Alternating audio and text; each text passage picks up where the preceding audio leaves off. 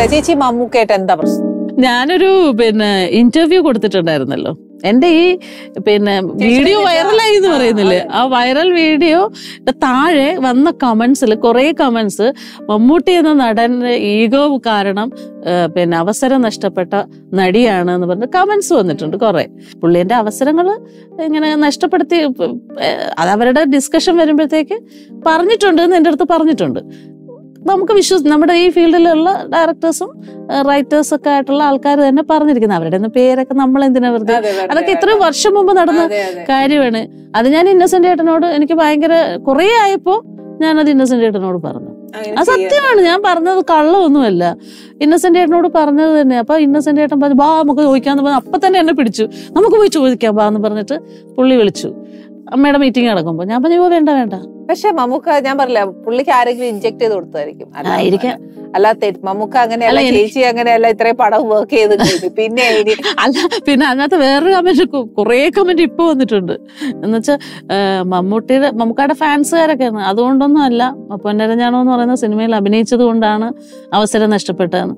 പൊന്നരഞ്ഞാണം cinema തെറ്റാണ്, അത് ഞാൻ പറഞ്ഞു വന്നത്. വടക്ക് നോക്കേന്ദ്രം എന്ന് പറയുന്ന പടം സെലക്ട് ചെയ്തതും പൊന്നരഞ്ഞാണം എന്ന് പറയുന്ന പടം സെലക്ട് ചെയ്തതും തെറ്റ് തന്നെയാണ്. പൊന്നരഞ്ഞാണം എന്ന് പറയുന്ന പടം സെലക്ട് ചെയ്യാൻ കാരണം അതിന്റെ സംവിധായകൻ ബാബു, അയാളുടെ അനിൽ ബാബുവിലെ ബാബുചേട്ടന്റെ ഫസ്റ്റ് പടം അനഘ, മികച്ച നവാഗത സംവിധായകനുള്ള അവാർഡ് വാങ്ങിച്ചതാണ് പുള്ളി. അനഘയിൽ പാർവതി ഡയറക്ടർ മാത്രമല്ല, കലൂർ ഡെന്നിസ് തിരക്കഥാകൃത്ത്. അന്ന് സൂപ്പർ ഹിറ്റ് ഒരു നോക്ക് കാണാൻ എത്രയോ സിനിമകൾ ചെയ്ത റൈറ്ററാണ്.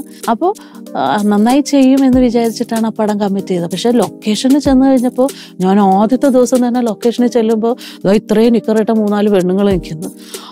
അപ്പൊ തന്നെ ഞാൻ ചോദിച്ചു, വാപ്പി ഇതെന്താണ് വാപ്പി, ഇതിനകത്ത് ഈ പെണ്ണുങ്ങളെല്ലാം ഇങ്ങനെ തുണിയില്ല, ഞാൻ താവണിയും ബ്ലൗസും ഒക്കെ ഇട്ടുള്ള ഇരിക്കുന്നത്.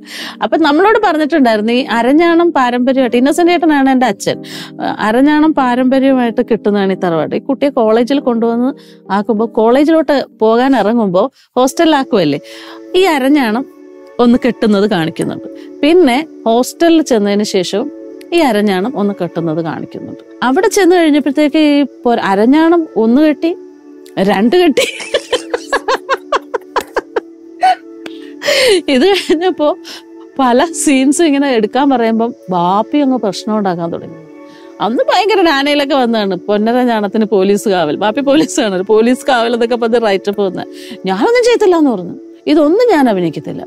പിന്നെ നമ്മള് വേണ്ട, ഒന്നും വേണ്ട, ഇങ്ങോട്ടൊന്ന് തിരിഞ്ഞോളൂ, ഇങ്ങോട്ടൊന്ന് നിർവൃതി എന്നൊക്കെ പറഞ്ഞാൽ നമുക്ക് നിർവൃതി ഡാൻസർ ആയതുകൊണ്ട് നമുക്ക് അഭിനയിക്കാൻ ഏത് എക്സ്പ്രഷൻ എടുക്കാൻ പറഞ്ഞാലും നമ്മൾ ചെയ്യും. അപ്പൊ ഇവരെടുത്ത് വെക്കണം ഇതിനാണെന്നറിയാം. ഇവര് പിന്നെ ഡൂപ്പിട്ട് ചേർത്തിട്ടാണ്, ഡൂപ്പിട്ട് എടുത്ത് അന്നത്തെ കാലത്ത് അതൊക്കെ ചെയ്യാൻ പറ്റും.